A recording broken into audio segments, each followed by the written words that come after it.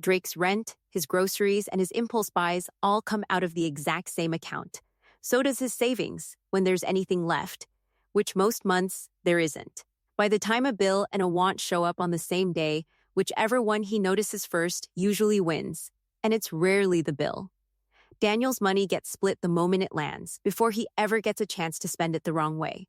Same income. Two very different systems. This video is the actual system, not budget better, the specific accounts, and the specific split. Quick one before we get into this. If practical systems like this are useful, hit subscribe, new video every week. In 2024, the average U.S. household spent about $78,500 a year, against an average pre-tax income of about $104,000. Housing and transportation alone ate up more than half of that spending, at 33% and 17% respectively. In real dollars, that's roughly $26,200 a year on housing, about $2,190 a month, and $13,300 a year on transportation, about $1,100 a month.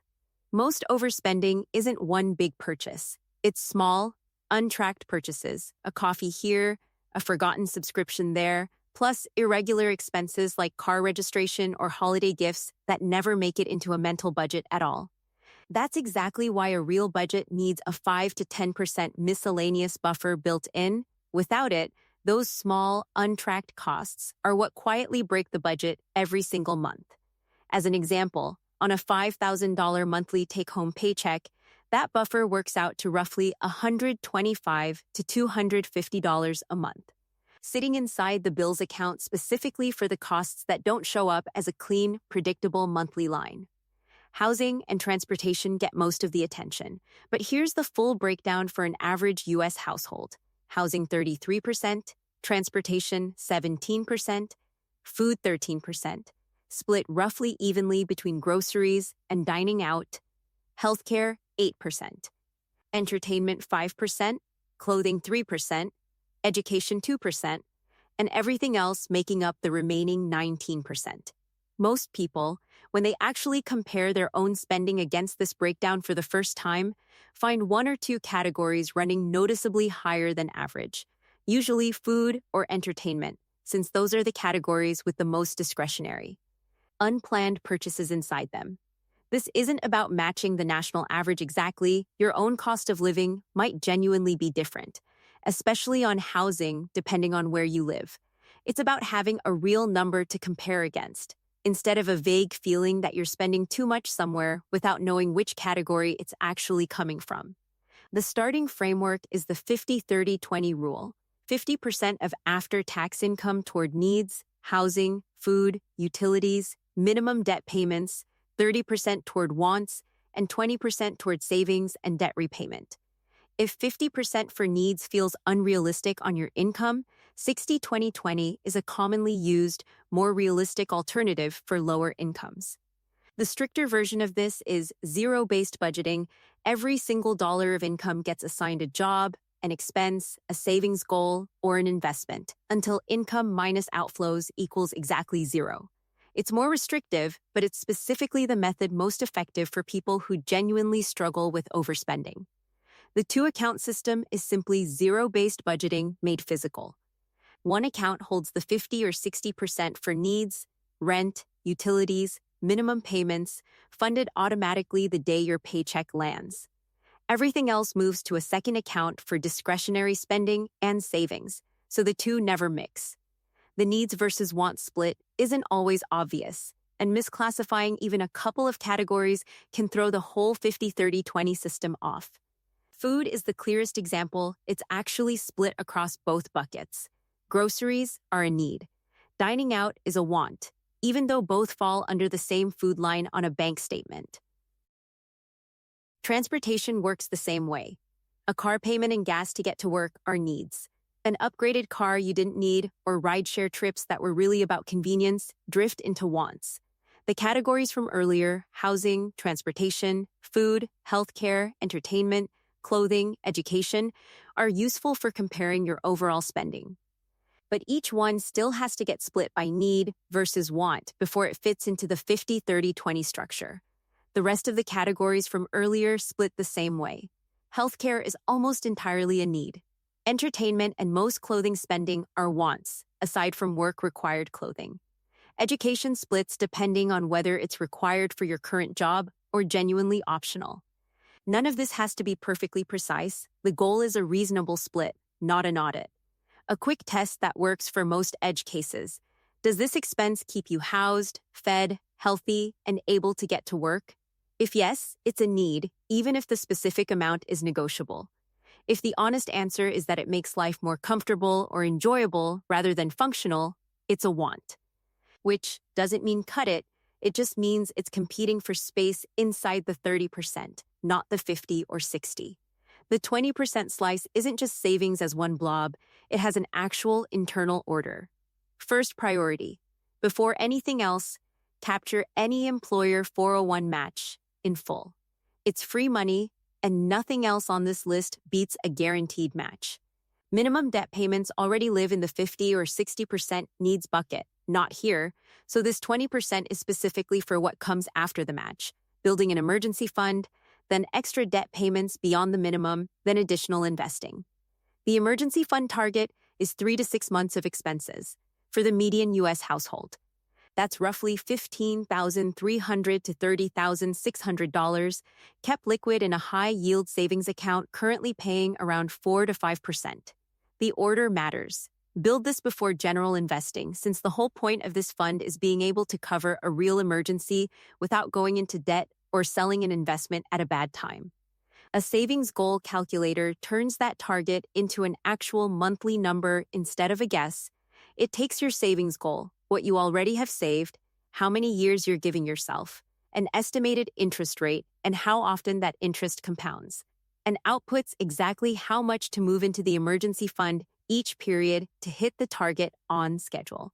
Once the emergency fund is in place, the rest of the 20% splits between extra debt payments above the minimum and general investing, both routed through tax-advantaged accounts like a 401, IRA, HSAW, or 529 where they apply, rather than sitting in the same account as this month's spending money. Here's the actual mechanism. The day your paycheck arrives. An automatic transfer moves your needs percentage into a dedicated bills account. Whatever's left moves into a second account for spending and savings. You never manually decide, can I afford this against your whole paycheck? You're only ever spending out of what's already been set aside for that job. This matters because it removes the moment-by-moment decision that causes most overspending in the first place. The bills account only ever has bill money in it. There's nothing to accidentally spend because the temptation was never sitting in the same place as the rent money to begin with. On the spending side, the rule is just as simple if it's not in that account. It doesn't happen this month. No borrowing against next month's bill money because it's physically somewhere else. To make this concrete, on a $5,000 monthly take-home paycheck, the 50-30-20 split moves $2,500 into the bills account automatically, leaves $1,500 for discretionary spending, and routes $1,000 toward the savings and debt priorities from earlier, the 401k match, then the emergency fund, then extra debt or investing. Scale that same math to your own take-home number, and the mechanism is identical. You don't have to track this by hand. Zero-based budgeting apps like YNAB, short for You Need a Budget, and EveryDollar are built specifically around this every dollar gets a job principle and can automate a lot of the tracking this system relies on. These apps won't move your money for you the way the automatic bank transfer does. That part still has to be set up separately at your bank. But they will show you in real time whether the spending account still has room in it before you swipe. The two pieces work together. The bank-level automatic transfer physically separates the money, and the app gives you visibility into what's actually happening inside each account. Tracking alone, without the physical separation, is where a lot of budgeting attempts quietly fail. You can watch a category go over in real time and still spend, because the money's still sitting right there in the same account as everything else. Zero-based budgeting is specifically documented as the most effective approach for people who overspend, and the physical separation is what makes that every dollar has a job principle actually stick, instead of staying a number on a screen you can choose to ignore. The most common way this system fails isn't overspending on purpose, it's forgetting irregular expenses. Car registration, annual subscriptions, holiday gifts. These don't show up monthly, so they don't get budgeted monthly, and then they blow a hole in whichever account they hit. The fix is the same buffer from earlier, 5 to 10% set aside specifically for irregular and forgotten costs, sitting in the bills account, not the spending account, so it's there when the actual irregular bill shows up. This isn't a system you set up once and never touch. A quick quarterly check, did the split actually hold up? Did something irregular blow through the buffer? Is what keeps it working past month one, which is where most budgeting systems quietly get abandoned. The quarterly check itself is short. Compare what actually moved through each category against what was planned. Confirm the 5 to 10% buffer wasn't fully drained by something that should have been budgeted for, and adjust the percentages themselves if income or fixed costs genuinely changed since the last check. 10 minutes, 4 times a year, is what keeps this system from quietly drifting back into one account by default. Here's why getting this system running now matters more than it might feel like in the moment.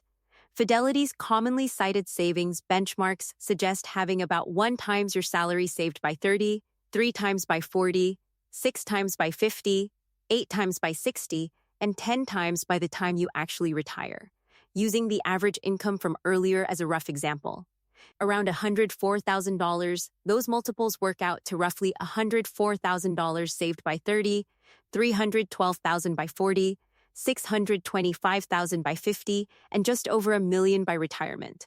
The exact numbers change with your own income, but the shape of the curve, small in the early years, much larger later, doesn't. Those benchmarks aren't built from one big decision. They're built from years of a system like this one, quietly running in the background, moving the 20% into savings automatically, paycheck after paycheck, without a fresh decision required each time. The two-account system isn't really about this month's budget. It's the mechanism that makes those multi-decade benchmarks realistic instead of aspirational. Concretely, this week looks like open a second account if one doesn't already exist, calculate your own needs percentage using your real fixed costs instead of the 50 or 60% default if your situation genuinely differs, set the automatic transfer for the day your paycheck lands, and connect a budgeting app for visibility. Everything after that first transfer runs on its own. One account for needs, funded automatically the day you're paid, with food and transportation split honestly between what's actually a need and what's actually a want before it lands there. One account for everything else, split further by priority. 401k match first, emergency fund second using a savings goal calculator to set the exact number, extra debt and investing after that. A 5 to 10% buffer in the bills account for what you'll inevitably forget, apps like YNAB or EveryDollar for visibility, and a 10-minute quarterly check to keep the whole thing honest. On a $5,000 take-home paycheck, that's roughly $2,500, $1,500, and $1,000, moving automatically every single pay period. That's the entire system, not more willpower, just fewer moments where a decision was even possible. This video is for educational purposes only and is not personalized financial advice. The 50-30-20 split, emergency fund target, and savings by age benchmarks are general guidelines, not fixed rules. Every income, cost of living, and debt situation is different. So adjust the percentages to fit your own numbers rather than applying any figure in this video literally. Bank products, interest rates, and app features referenced here also change over time. So confirm current terms with your own bank and any budgeting app before setting this up. Next video, we're looking at exactly what changes the moment you save your first $10,000. Subscribe so you don't miss it. New videos every week on the personal finance topics school